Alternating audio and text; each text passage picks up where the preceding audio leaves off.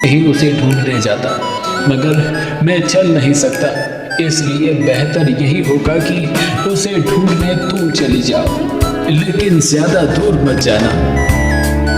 कुंदन की माँ कुंदन के पिता की बात मानकर उसे ढूंढने के लिए चल पड़ती है कि तभी उसे एक पेड़ के नीचे साधु बाबा बैठे मिलते हैं।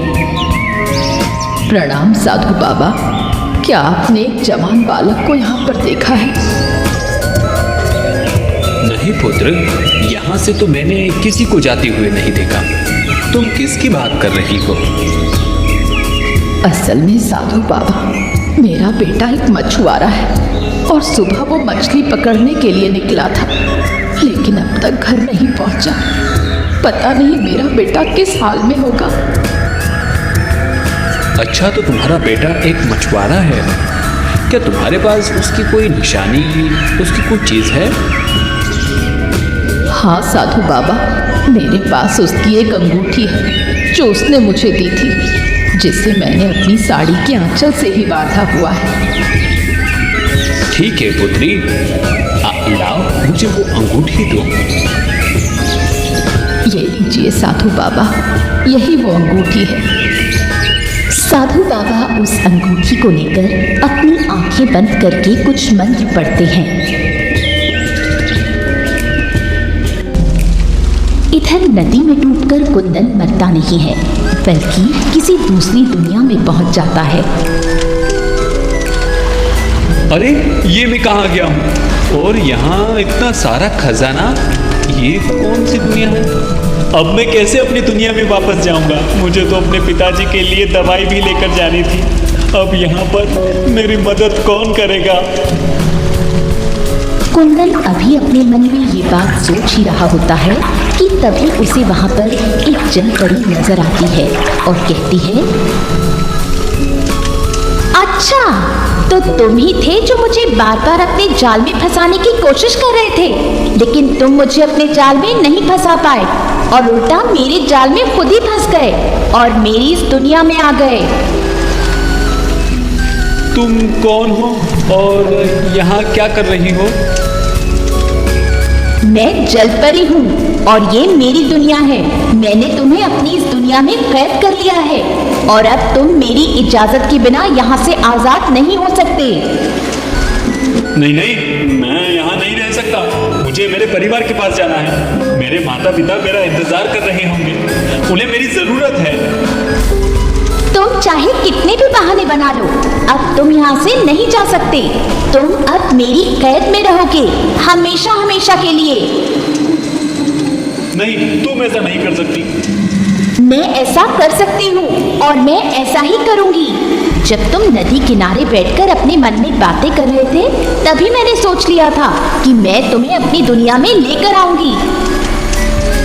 पर मैंने तो तुमसे नहीं कहा था कि तुम मुझे अपनी दुनिया में लेकर चलो। फिर तुमने मुझे अपनी दुनिया में क्यों जबरदस्ती शामिल किया? मेरी मर्जी, मैं चाहे जो करूं।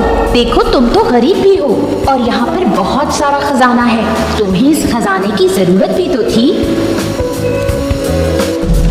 पर मैं इन सब खजाने का यहाँ पर क्या करूँगा? बात तो सही है, लेकिन फिर भी ये सारा खजाना तुम्हारा है।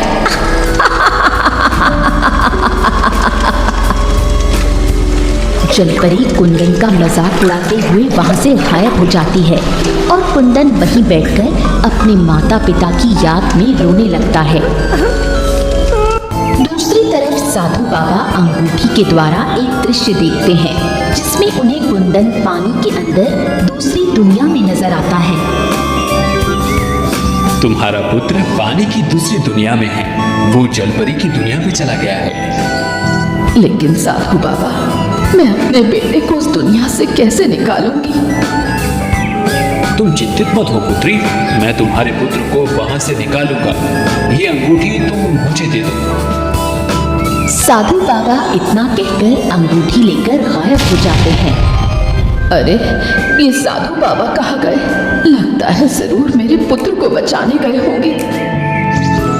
इधर कुंदन बैठा रो ही रहा था कि उसे एक चीखती चिल्लाती आवाज सुनाई देती है। तभी वो अपना रोना छोड़कर दूसरी तरफ नजर उठाकर देखता है तो एक बड़ी मछली एक छोटी मछली को खाने जा रही थी।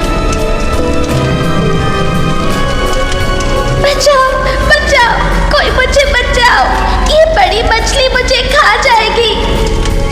आज तो मैं तुझे खाकर ही रहूंगी।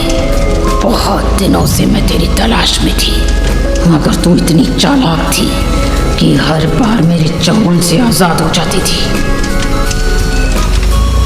छोड़ो इसे, तुम्हें शर्म आनी चाहिए। इतनी बड़ी होकर तुम इस छोटी सी मछली को खाना चाहती हो। कुंदन ये कहकर अपने पास रखे मछली पकड़ने वाले हथियार से बड़ी मछली को मारता है और छोटी मछली को बचा लेता है। तभी वहां साधु बाबा प्रकट होते हैं।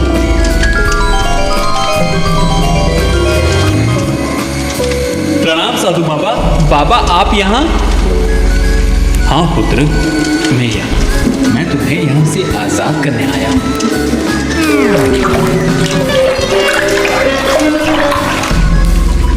हे तपस्वी, आपको मेरा प्रणाम। आप यहाँ क्या करने आए हैं? जलपरी, मैं इस बालक को तुम्हारी कैद से आजाद कराने आया हूँ। पर तपस्वी, आप कुंदन को यहाँ से क्यों आजाद करने आए हैं?